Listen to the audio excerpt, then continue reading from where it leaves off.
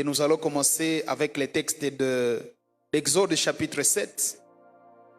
Exode 7. Et puis nous allons lire à partir du verset... Exode chapitre 7, nous lisons à partir du verset 14 jusqu'au verset 21. Exode 7, 14e passage jusqu'au 21e passage. La Bible déclare ce qui suit. L'Éternel dit à Moïse: le Pharaon a un cœur insensible. Il refuse de laisser partir le peuple. Va trouver le Pharaon. Dès le matin, il sortira pour aller prendre de l'eau et tu te présenteras devant lui au bord du fleuve. Tu prendras à la main le bateau qui a été changé à serpent et tu diras au Pharaon: l'Éternel, le Dieu des Hébreux, m'a envoyé vers toi pour te dire: laisse partir mon peuple afin qu'il me serve dans le désert. Et jusqu'à présent, tu n'as pas écouté. Voici ce que dit l'Éternel. Cette fois, tu reconnaîtras que je suis l'Éternel. Je vais frapper l'eau du Nil avec le bateau qui est dans ma main et elle changera en sang. Les poissons qui sont dans les fleuves pourront... les poissons qui sont dans les fleuves mourront et le fleuve deviendra infect et les Égyptiens renonceront à boire l'eau.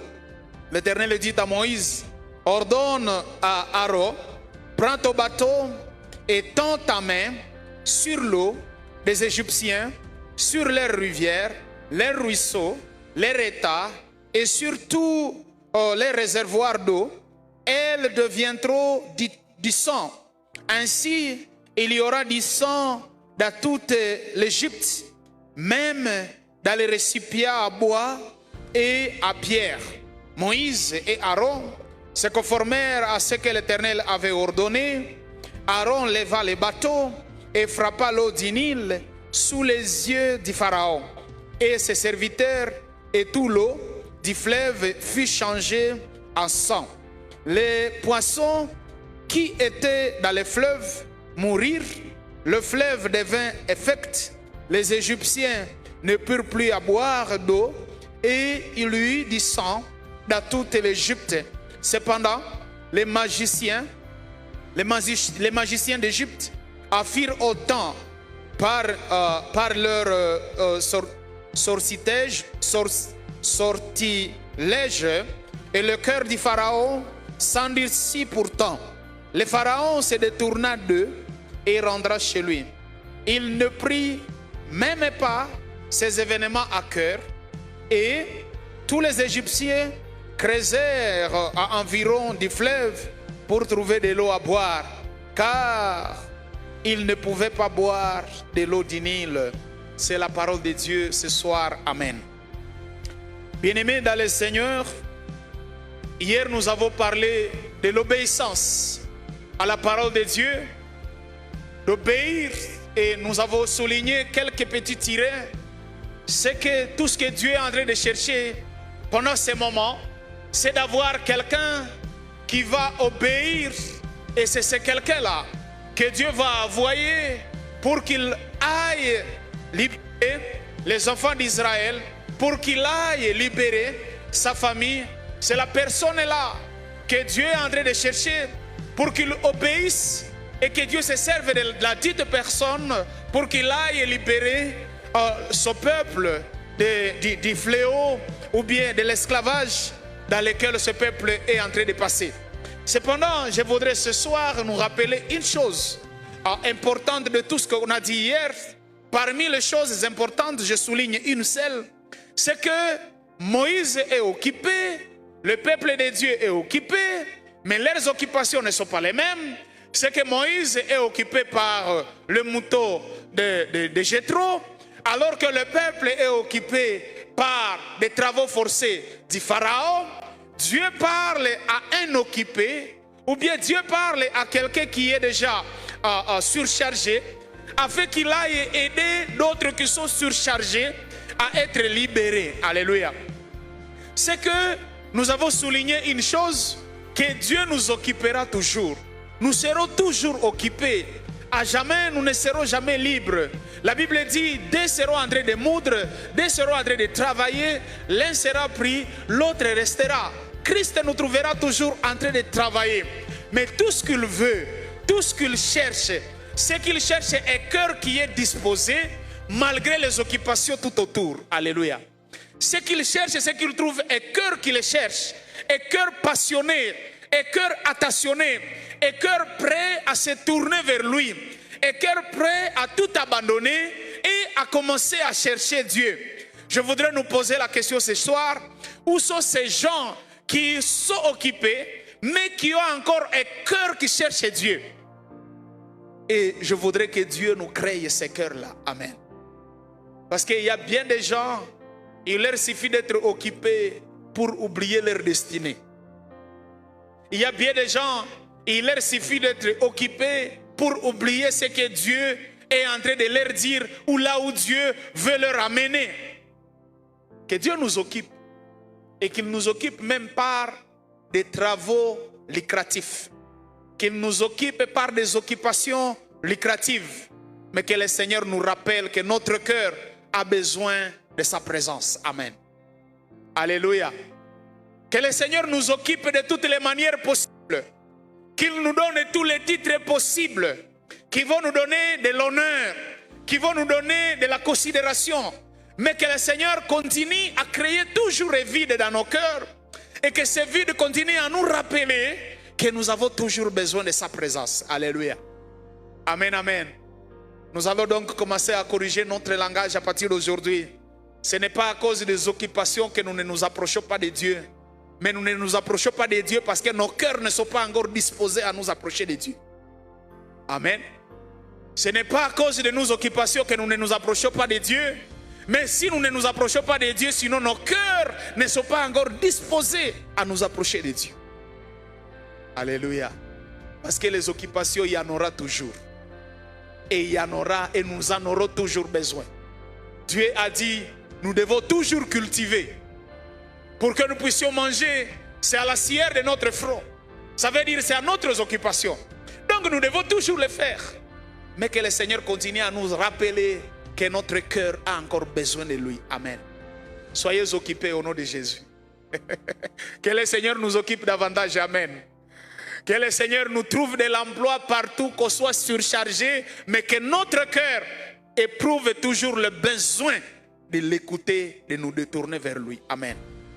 Ce soir, nous voulons parler du processus de la délivrance.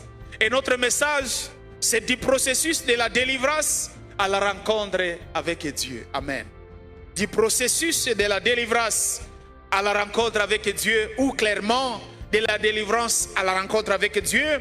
Et aujourd'hui, nous voudrions parler des 10 fléaux.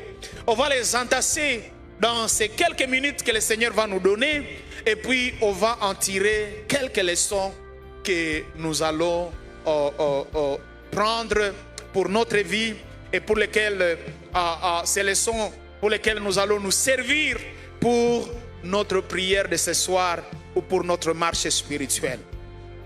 C'est comme dans un tableau à 3 colonnes où nous avons repéré chaque fléau et puis l'attitude du pharaon et puis un verset que nous avons choisi parmi tant de versets sur le fléau en question pour juste nous guider dans la méditation de ce soir. Amen. Hein? Le premier fléau, la Bible a dit, et c'est là où nous avons lu, c'est que l'eau a été changée à sang.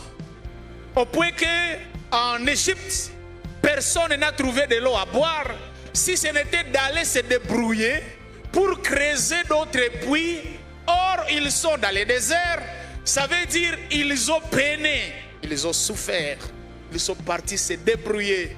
Jusqu'à ce que la Bible dit, Pharaon appelle Moïse pour dire, jusqu'à Zaka, est-ce qu'il fallait-il que ceci continue? Tu peux l'arrêter, je vais bientôt vous libérer. Moïse monte vers l'Éternel, où Moïse élève sa voix vers Dieu, et puis Dieu arrête ce fléau, et du coup, l'eau redevient normale. Amen. Quelle est l'attitude que Pharaon prend?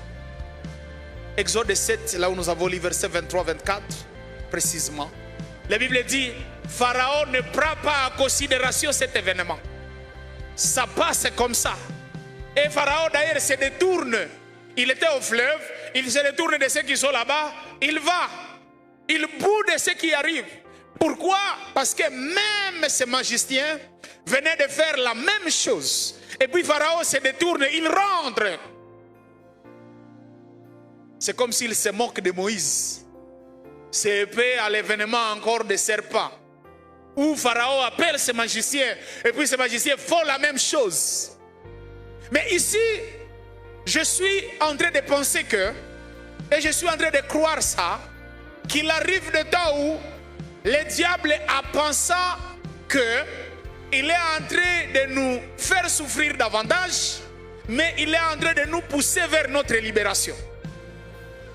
Alors ici, il se détourne comme pour penser qu'il se moque de Moïse, mais ce qu'il est en train de faire, il contribue à la délivrance des enfants d'Israël. Amen. Le verset 23 nous dit, les rois d'Égypte leur tournant les dos. Ils rentrent chez lui sans prendre cette affaire au sérieux. Il va rentrer chez lui sans qu'il prenne cette affaire au sérieux. C'est comme si c'est rien. Premier fléau, l'attitude du Pharaon, c'est que l'affaire n'est pas à prendre en considération. Amen.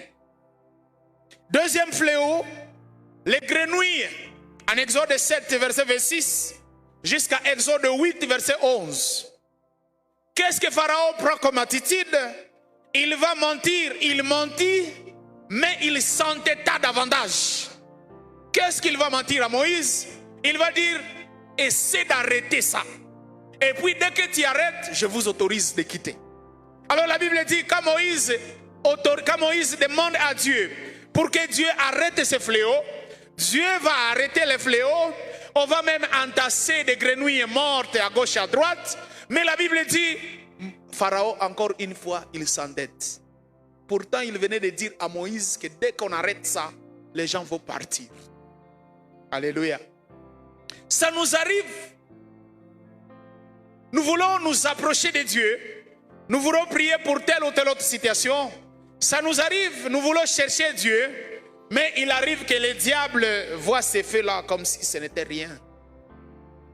Mais que cela ne nous décourage pas à continuer à nous approcher de la présence de Dieu. Amen. C'est comme quelqu'un qui allume son petit feu et puis un éléphant vient. Tu sais ce que l'éléphant fait de ces feux-là? L'éléphant vient juste pour le piétiner et puis l'éléphant continue sa route. Mais qu'est-ce que cette personne aura-t-elle déjà fait? Ce que cette personne aura déjà gagné, c'est de contribuer, c'est de réaliser un exploit qui va amener à ce qu'à un moment donné, l'éléphant s'arrête. Alléluia. Ça peut paraître comme rien parce qu'au lieu de tout balayer, mais ça contribue, ça a déjà contribué quelque chose parce que si c'était dans la direction A, le malin ne va plus presser, ne va plus à la vitesse ordinaire, c'est qu'il commence déjà à s'arrêter. Alléluia. Ce n'est pas encore la libération. Ce n'est pas encore arrivé. Mais ça vient de contribuer à une chose près. Il y aura des prières que nous allons faire et où on se posera même la question de qu'est-ce qu'on vient de réaliser, qu'est-ce qu'on vient de gagner de ce qu'on vient de faire. Amen, amen. Il y aura des prières qu'on fera et on se posera la question de qu'est-ce qui vient d'arriver après mon programme. Même si cela semblera comme si rien n'est arrivé, mais dans le monde spirituel, quelque chose se sera déjà fait. Alléluia. Ça peut ne pas arriver par rapport à ce qu'on attend. On peut penser que ce n'est pas arrivé par rapport à l'attente qu'il y avait, mais ce n'est pas parce que l'attente n'est pas réalisée qu'alors que ce que j'ai fait n'a servi à rien. Ce que je fais vient de tourmenter Pharaon. Ce que j'ai fait vient de le bousculer. Même s'il se détourne par les sensibilités de son cœur, mais ce que j'ai fait vient de faire quelque chose, vient de marquer un plus dans son cerveau. Amen. Dans son cœur, quelque chose est fait. Je suis en train de vouloir dire à quelqu'un, vous devez croire à vos prières. Alléluia. Vous devez croire à vos prières. Quand bien même vous les avez faites et que vous avez pensé que les choses n'ont pas changé. Croyez à vos prières. Croyez que ce que vous avez fait a contribué à un plus vers votre délivrance. Amen. La Bible dit, en Exode 7, verset 6 jusqu'au 8, 11, il essaie de mentir. Pourquoi il ment? Pourquoi il dit non? Cette fois-ci, après ça, je vous libère. C'est parce qu'il sait ce qui est arrivé par le précédent fléau.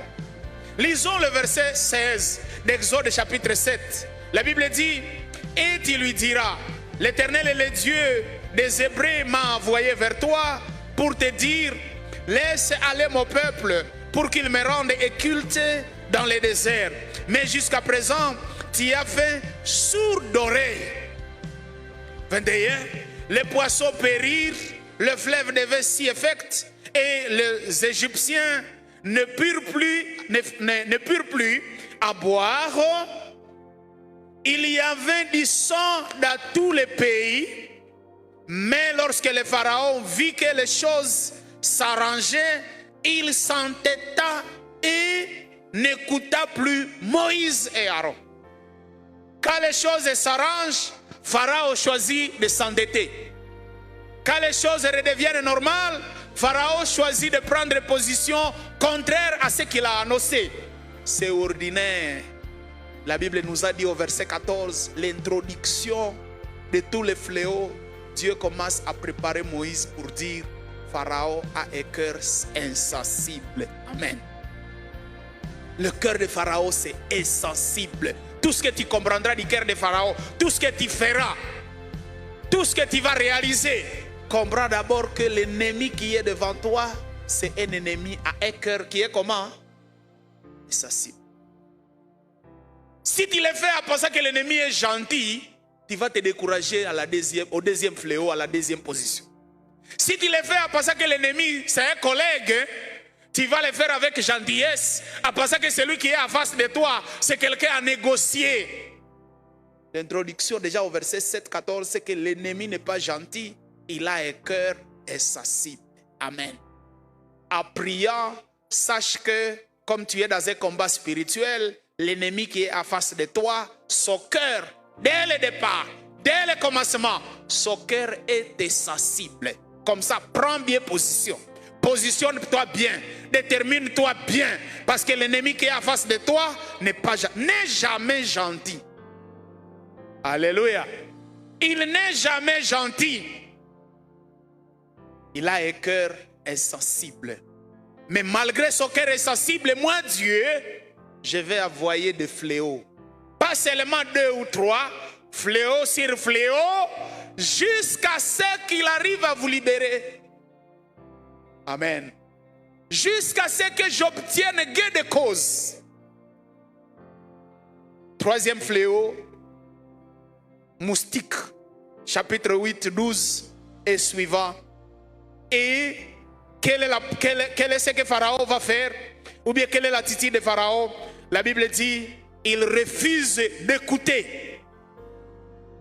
Moustique, oui, mais Pharaon se décide de ne pas écouter. Même s'il a souffert. Les magiciens dirent au Pharaon, c'est les doigts de Dieu. Je préfère mieux qu'on commence au verset 14. Il y a quelque chose de plus important. Ça veut dire que quand le diable est en train de s'endetter, quand le diable est en train de refuser à ce que les enfants de Dieu ne soient pas libérés, mais autour de lui, il y a déjà l'échec qui est en train de se déclarer. Ça ne s'est pas déclaré au premier fléau. Ceux qui étaient autour de lui, les magiciens, l'ont encouragé pour dire non, il ne tiendra pas.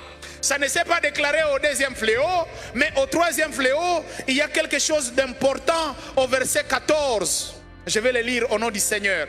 Les magiciens employèrent leurs sortilèges pour produire des hommes, non, pour produire les mêmes moustiques. Mais ils n'y parvinrent pas. Souligné, ils n'y parvinrent pas. Au fléau de l'eau, ils y ont parvenu. Ils y sont arrivés. Mais ici, ils n'y parvinrent pas. Le moustique était sur les hommes et sur les animaux. 15. Les magiciens dirent au Pharaon, c'est les doigts de Dieu. Là, ne blague pas. Ce n'est pas tout Dieu. Ce sont les magiciens qui conseillent à Pharaon que le niveau où nous sommes, au lieu de voir au-delà de ce que nous avons, c'est les doigts de Dieu. Amen, amen. C'est les doigts de Dieu. Le cœur du Pharaon, malgré les conseils, s'endurcit et n'écouta pas Aaron et Moïse. Cela se passa comme l'Éternel l'avait dit. Amen. Plus nous entrons dans les combats de la foi, plus l'ennemi qui tourmente, tous ceux qui sont autour de lui, ses anges, tous ceux qui sont autour de lui, son armure, ils viennent déclarer à l'ennemi que frère, cher chef, ça n'a pas allé. Ce que nous avons rencontré là, c'est les doigts de Dieu. Amen. Ça veut dire, nous commençons à voir au-delà de ce que nous on a. Si Moïse s'est découragé au deuxième fléau, les magiciens diraient Moïse essaie encore. Mais ici, ils viennent d'essayer, ils ne vont pas parvenir. Et puis eux-mêmes, ils apportent des conseils à Pharaon pour dire ce que nous avons vu, nous n'avons pas l'habitude de le voir, c'est les doigts de Dieu. Amen. Ça veut dire, ne négligez pas vos petits pas dans la prière. Alléluia. Ne faites pas de prières sensationnelles. Oui, il y a des gens qui font des prières dans les sentiments. Il sort de la prière, il est rempli d'un grand sentiment. Non, non. Même quand le sentiment n'est pas arrivé, croyez que le Seigneur lui a agi. Alléluia. Les conseils ici qu'on apporte à Pharaon, on ne l'apporte pas à Moïse. Ce n'est pas à Moïse qu'on vient dire que non, on ne va pas arriver à le faire. Nous avons vu les doigts de Dieu. Non. On va le dire à leurs collègues, à Pharaon. Est-ce que Moïse l'a-t-il su? Est-ce que Moïse l'a-t-il su? Est-ce que Moïse a-t-il su que les magiciens ont confessé qu'ils ont vu les doigts de Dieu? Je voudrais nous dire, ne restons pas dans ce que nous voyons. Ne restons pas dans les sensations. Ne restons pas dans ce que nous désirons simplement. Mais croyons à ce que nous faisons. Le petit pas que nous faisons dans la présence de Dieu concourt à notre délivrance. Amen. Même quand nous n'avons pas encore vu ça maintenant, mais plus nous allons continuer avec le Seigneur, plus nous serons déterminés avec le Seigneur, nous finirons par les voir. Alléluia. Amen, amen. Nous allons les voir. Nous allons voir se réaliser ce que nous avons tant demandé. Quatrième fléau. Les mouches venimeuses. Du chapitre 6. Non, du chapitre 16. Du chapitre 8, 16 à 28. Du chapitre 8, 16 à 28. La Bible dit, l'attitude du Pharaon, c'est quoi ici? J'ai dit, c'est comme dans un tableau. Le Pharaon convoqua Moïse et Aaron et leur dit, allez faire des sacrifices à votre Dieu dans le pays. 24. Le Pharaon reprit et dit, eh bien, je vous laisse aller offrir des sacrifices à l'Éternel votre Dieu dans le désert. Seulement ne vous éloignez pas, surtout pas trop, mais priez aussi pour moi. Ça montre, n'est-ce pas? Au premier fléau, il a fait la même chose. Deuxième fléau, la même chose. Troisième fléau, nous ne pouvons pas. Quatrième fléau, on l'a conseillé, non, ce qui est arrivé, c'est les doigts de Dieu. Quatrième fléau, non, non. Je vous conseille d'aller. Allez. Allez faire des sacrifices à votre Dieu. Simplement, je vous conseille une chose. N'allez pas plus loin. Alléluia. N'allez pas plus loin.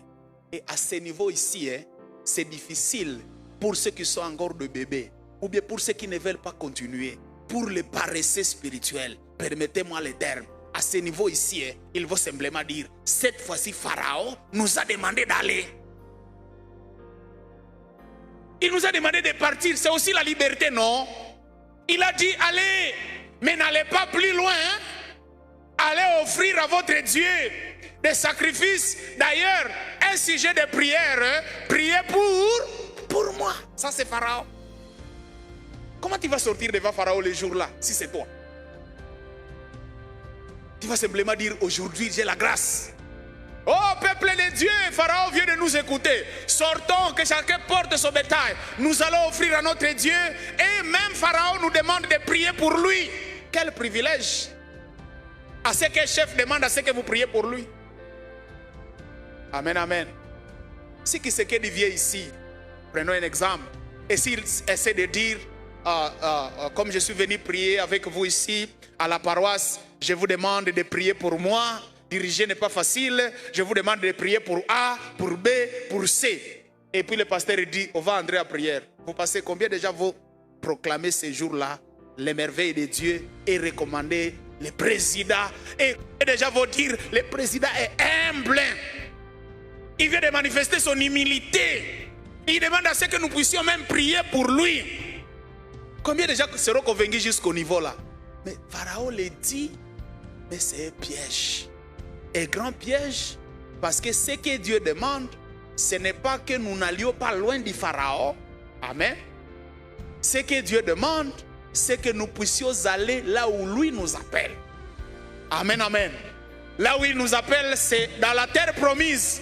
Ce que Dieu demande, ce n'est pas que nous restions dans les limites de Pharaon. Quoique loin de lui, ce n'est pas ça ce que Dieu demande. Ce que Dieu demande, c'est que nous puissions aller là où lui veut.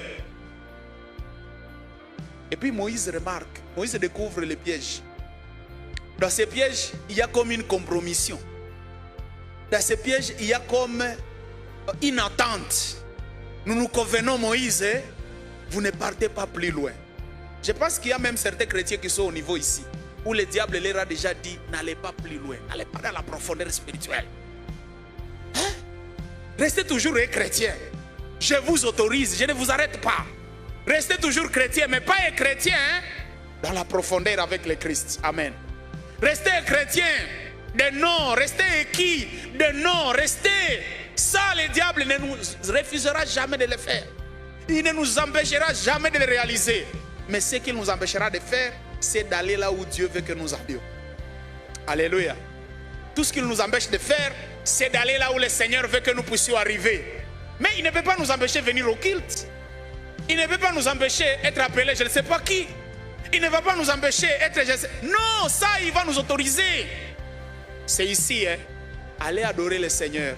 Offrez-lui le sacrifice. Pharaon n'est même pas jaloux du sacrifice qu'on va faire. Parce qu'Israël n'a jamais offert un sacrifice au Pharaon. Allez offrir. Pharaon, c'est Dieu en Égypte. Mais il dit, allez le faire. Mais, n'allez pas où, hein? Plus loin. Restez dans les limites. Restez dans la circonscription que je vous ai proposé. Restez là-bas. Il y a des chrétiens qui ne partent pas plus loin dans la foi. Parce que simplement, ils ont pensé qu'ils sont déjà arrivés. Ils sont déjà bien dans la foi. Et là, ils n'ont pas besoin d'aller plus loin. Ils ont même des versets. Ils ont même des phrases. Non, Dieu répond à une prière de la foi, la prière du cœur. N'allez pas plus loin. Moïse découvre le piège. Et puis le verset 23, 22, Moïse répliqua. Il y a chapitre 8, verset 22. Moïse répliqua. Il n'est pas convenable d'agir ainsi, car nos sacrifices à l'Éternel, notre Dieu, seraient considérés comme abominables par les Égyptiens. Nous ne pouvons pas mélanger. Les Égyptiens font des sacrifices pour d'autres dieux. Et nous n'allons pas mélanger nos sacrifices pour le vrai Dieu. Ça sera comme si c'est abominable pour les Égyptiens. Pourquoi pour les Égyptiens? Parce que ce sont les propriétaires de cette terre ici.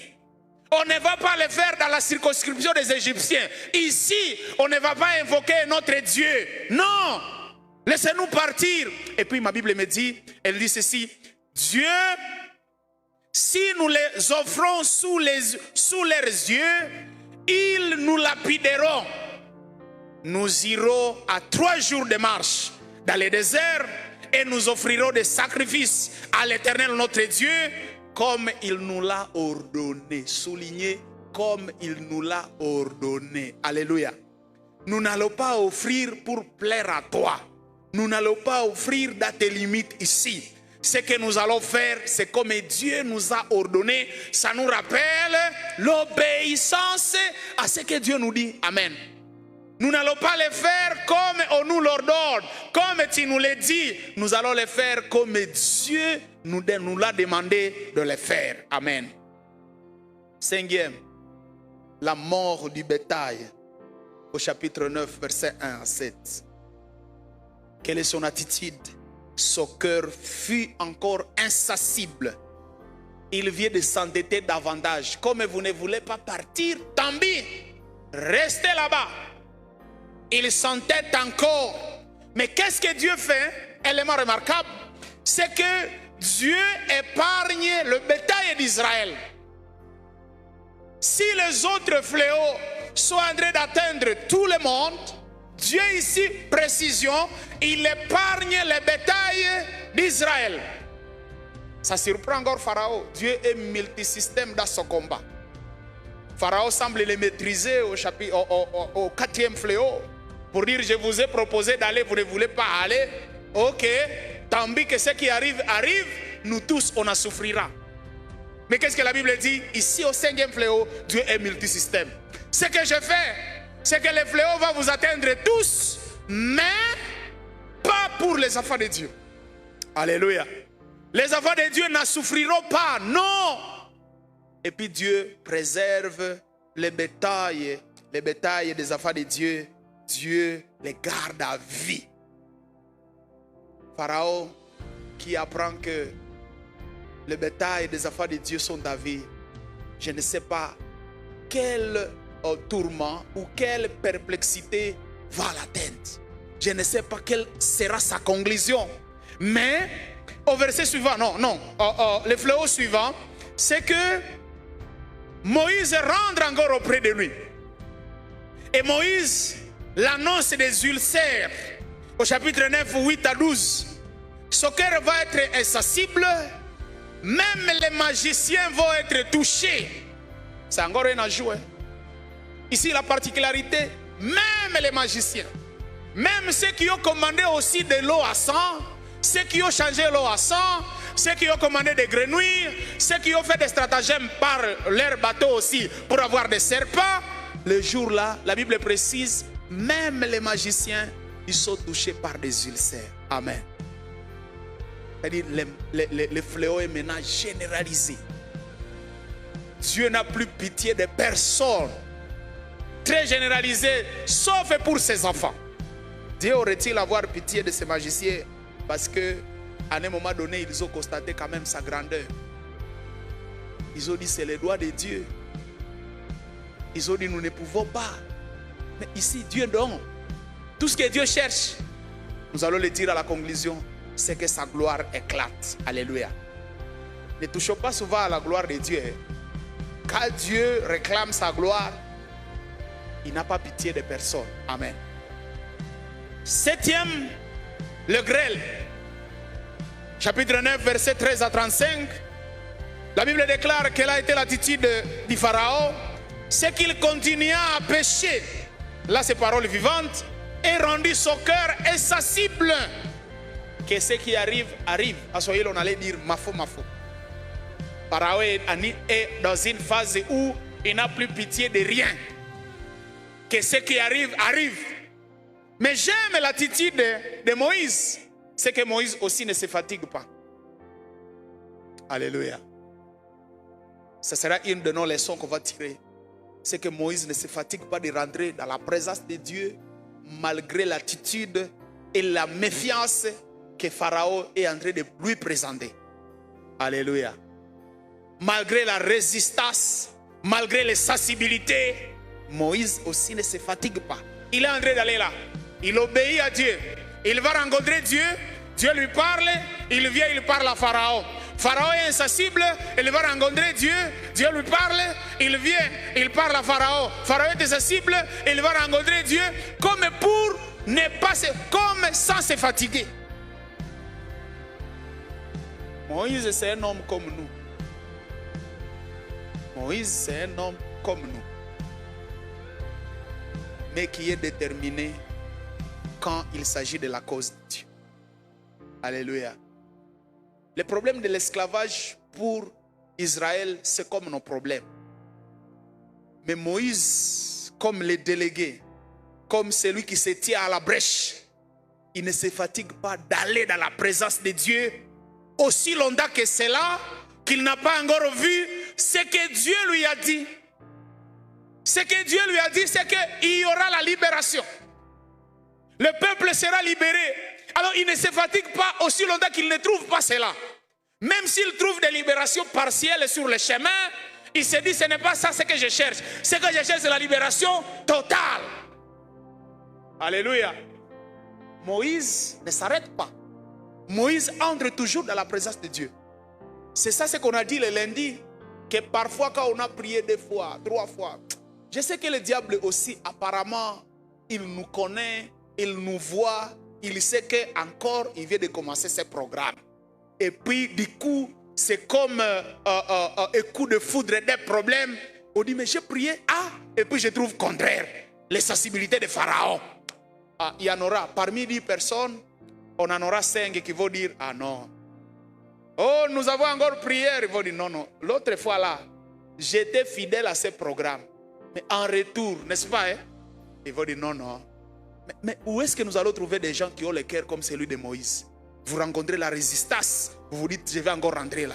La résistance est là, je vais encore chercher Dieu. La résistance est là, je vais encore chercher Dieu. Jusqu'à ce que je trouve ce qui m'est réservé. Alléluia. Nous avons dit, notre ennemi n'est pas gentil. Il n'est pas gentil pour que, quand il vous voit venir ici à l'intercession, quand il vous voit engager les combats, qu'il dise, oh non, pardon, je baisse les armes. Il n'est pas gentil jusqu'à ce niveau-là. Il a un cœur insensible. Alléluia. Vous prenez l'arme, lui aussi il essaie. Vous prenez l'arme, lui aussi il cherche une autre. Mais nous avons une garantie, c'est que l'ennemi n'est pas plus fort que celui que nous servons. Alléluia. Il est, c'est vrai, insensible. Ça c'est vrai. Et c'est ça sa nature que Dieu nous révèle. Mais il n'est pas plus fort que celui que nous servons, jusqu'à ce qu'il va comprendre que celui que nous servons est plus fort. Il va nous libérer et dire, allez, allez, allez, allez, allez. Mais il restera en train de regretter au point d'aller encore nous chercher. Alléluia. 9e fléau. Non, 7e. Le grêle. Non, Moïse continua à pécher et rendit son cœur plus insensible. C'est ça le 7e. 8e, les sauterelles, chapitre 10, verset 1 à 20. Il eut un cœur endurci et il empêche Israël de partir. Il les a autorisés de partir pour le fléau numéro 4. Mais ici, 8e, il les empêche de partir. Comme vous ne voulez pas aller dans mes limites, comme vous ne voulez pas aller selon mon orientation, vous ne partez plus. Restez. Ce sont des intimidations qui peuvent nous arriver sous une forme ou une autre. Mais la parole de Dieu nous exhorte pour dire, chacun au travers des intimidations qu'il rencontre sur son passage, alors de la va comme Moïse. Amen. Nous servons le même Dieu que celui que Moïse a servi. Et ce que Dieu a voulu de Moïse, c'est de voir un Moïse patient et déterminé. Amen, amen. La patience aujourd'hui, c'est quelque chose qui est en train de disparaître parmi les enfants de Dieu. Et ça disparaît parce que nous avons tout autour de nous toutes sortes d'enseignements. La patience aujourd'hui, elle est en train de disparaître parmi les enfants de Dieu. C'est comme si être patient, c'est être faible. C'est comme si essayer de rencontrer Pharaon, rentrer encore dans la présence de Dieu, venir essayer de rencontrer Pharaon, c'est comme si on n'a pas de force.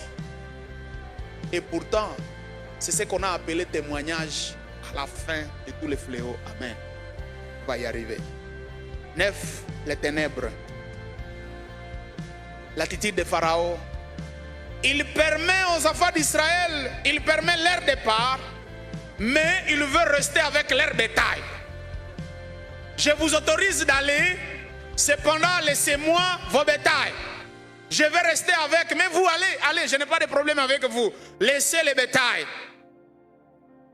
Alors le verset ici, pendant ces 3 jours, on ne se voyait plus d'un autre, l'un et l'autre, et personne ne bougeait de là où il se trouvait. Par contre, il y avait de la lumière dans les lieux habités par les Israélites. 24.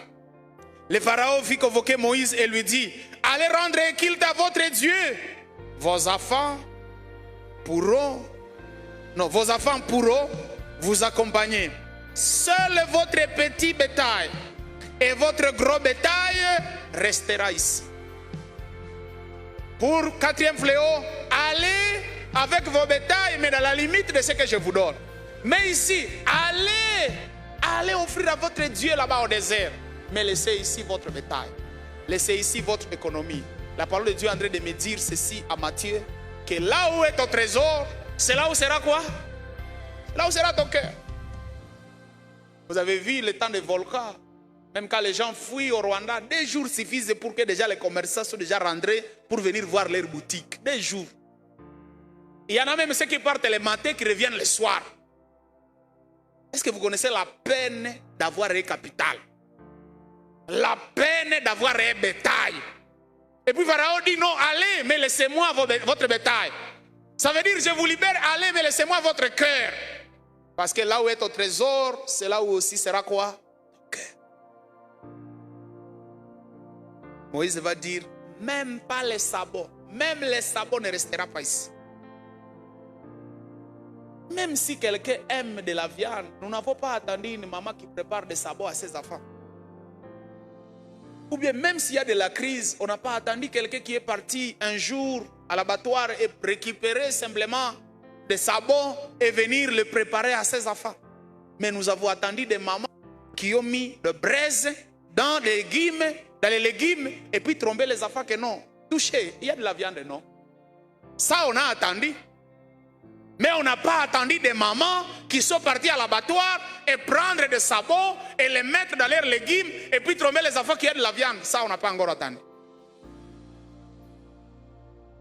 Et dit, même pas les sabots. Pharaon, détrompe-toi que quelque chose restera ici. Parce que nous, on ne sait pas ce que Dieu choisira pour que nous puissions le lui offrir. Nous, on ne sait pas. Peut-être qu'il choisira les sabots là.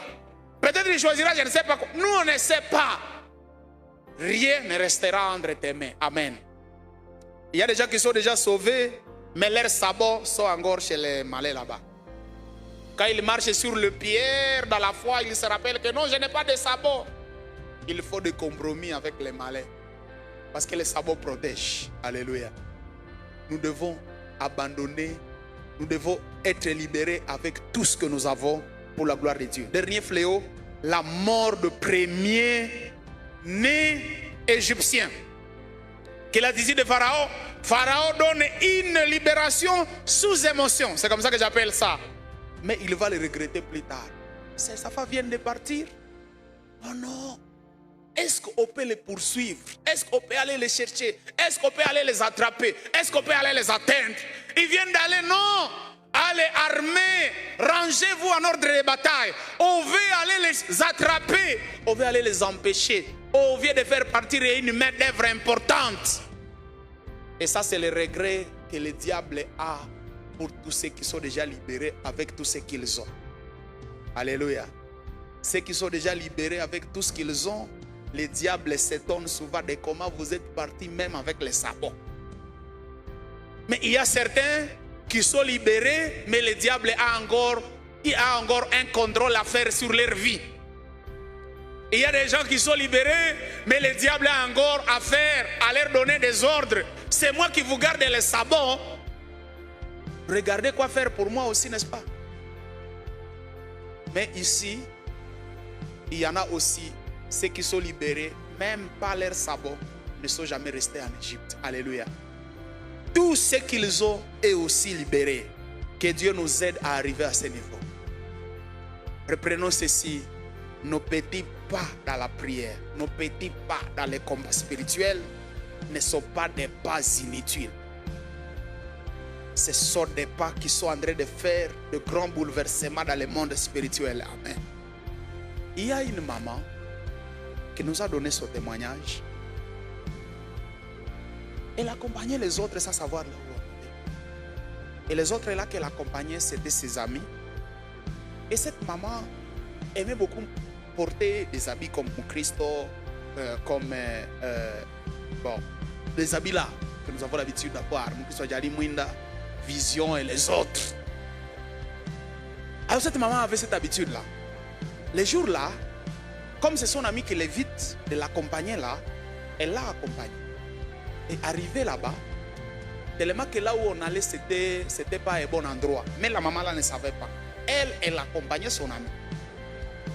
Et puis, selon son témoignage, quand juste elle s'est assise au salon, là où on partait là-bas, les chefs spirituels de cette maison, sans que la maman, elle ne sache ce qui arrive, le chef spirituel de la maison est arrivé et a posé la question aux autres. Pourquoi vous êtes venus aussi avec quelqu'un habillé de pareil?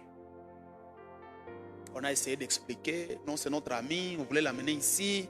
Et puis, nous sommes en train de l'intéresser, mais on ne l'a pas encore tout dit. Et puis, le chef spirituel a recommandé, sortez d'ici, maman. Va d'abord ôter tes habits là, et puis reviens. C'est là que la maman se pose la question. Pourquoi? Ah bon? Elle sort. Elle va attendre ses amis dans la voiture, juste hors de la parcelle à question. Quand ses amis reviennent, ses amis s'excusent pour dire, nous nous excusons, nous ne t'avons pas informé.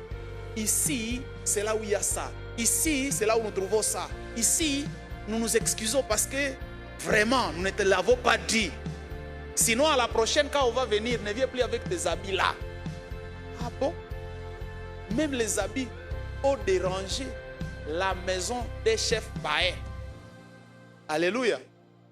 Qui pouvait savoir que même les habits pouvaient faire un tel scénario? Ça, c'est un témoignage qui se passe. Et ça, c'est une maman qui vient nous le témoigner. Nos pas dans la prière ne sont pas inutiles. Les sensationnels veulent souvent nous convaincre que ce qu'on vient de faire, c'est rien. Les sensationnels veulent souvent nous convaincre que ce qu'on est en train de faire, ça n'a pas produit. Les sensationnels, les charnels veulent souvent nous convaincre que ce qu'on vient de faire, c'est rien. Mais les spirituels, ce qu'on vient de faire quelque chose. Alléluia. Tu n'as pas attendu quelqu'un qu'on a appelé au téléphone pour dire pourquoi tu es allé à l'église.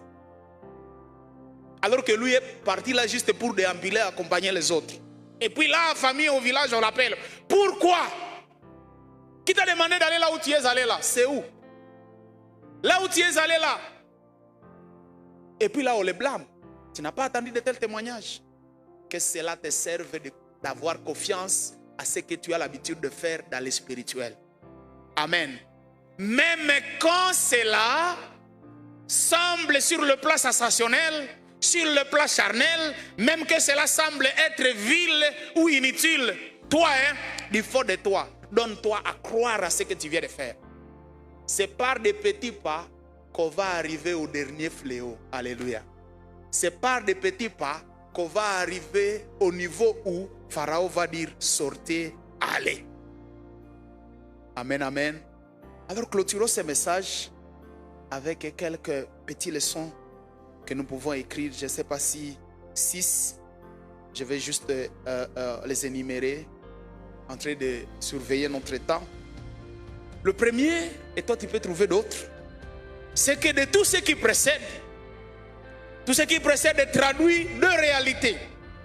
L'ingratitude de l'Égypte vis-à-vis d'Israël, son esclave, et le rappel par Dieu de sa promesse. Ce qu'on vient de voir dans ce fléau, c'est que nous remarquons l'ingratitude de l'Égypte. En fait, l'Égypte est toujours ingrate.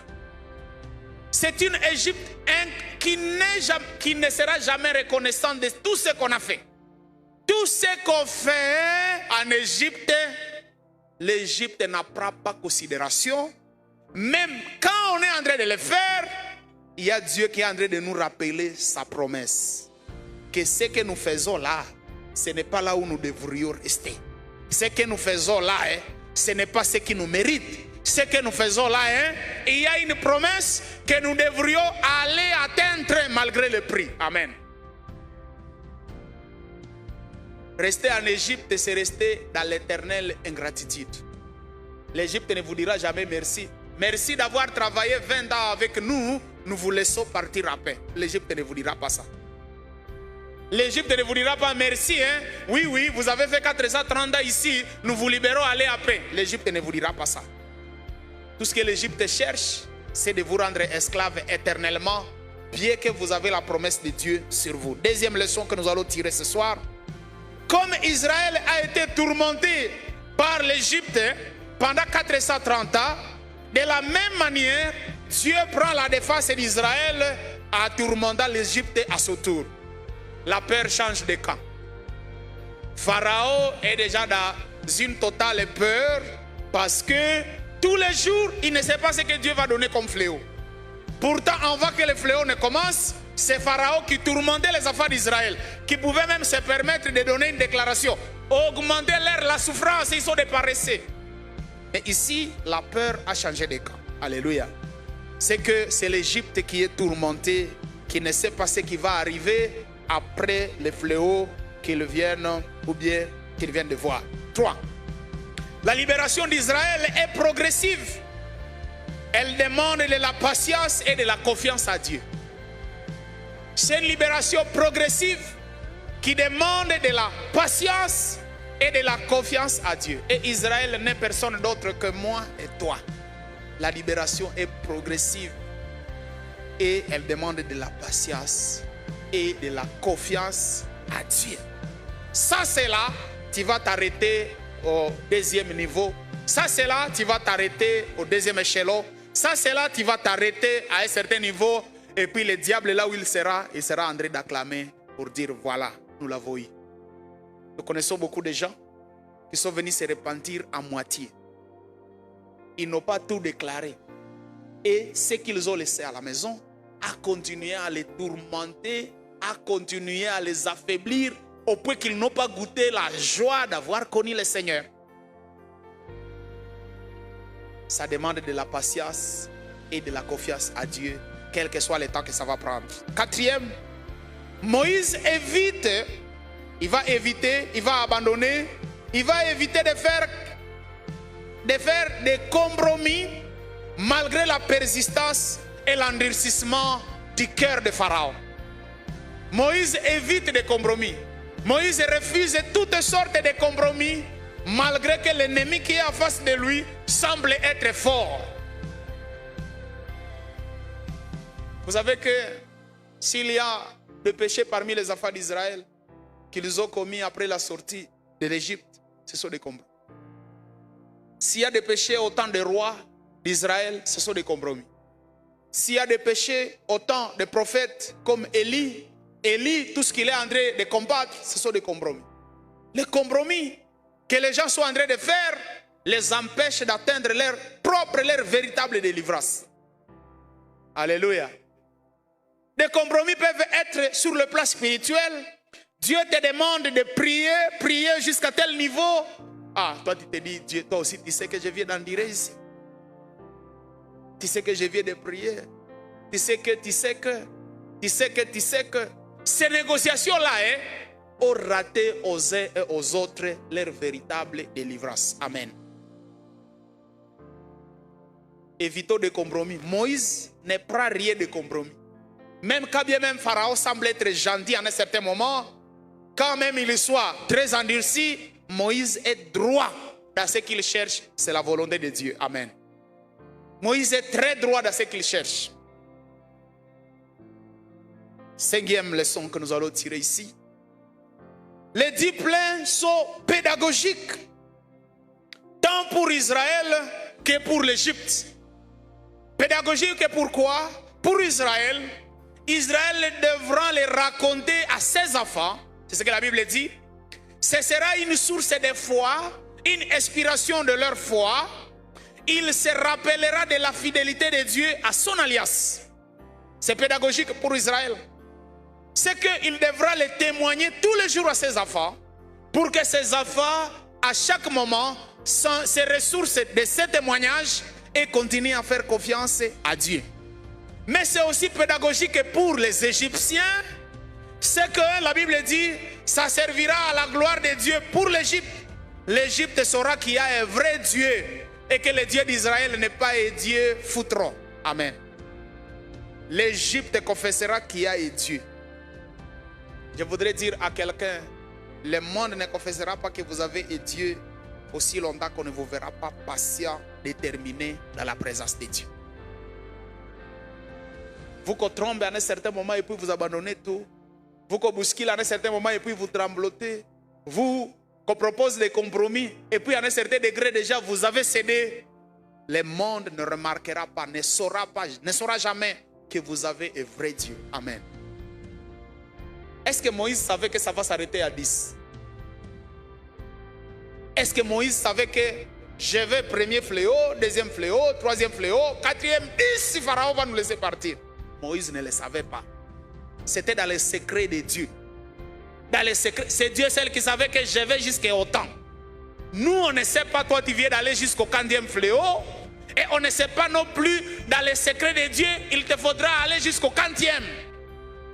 Mais tout ce que Dieu réclame de toi, c'est d'être patient et d'être déterminé pour que le monde sache qu'il y a un Dieu pour toi. Alléluia. Amen, amen.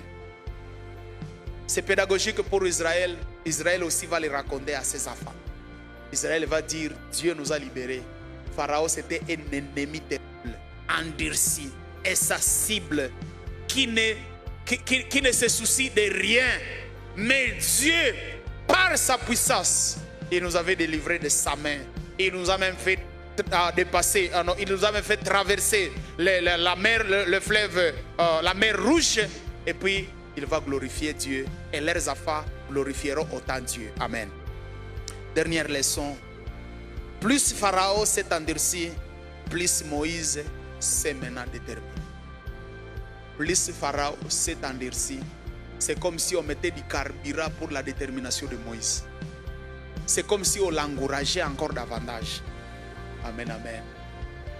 Plus il y a de la résistance, plus on cherche encore assez de force.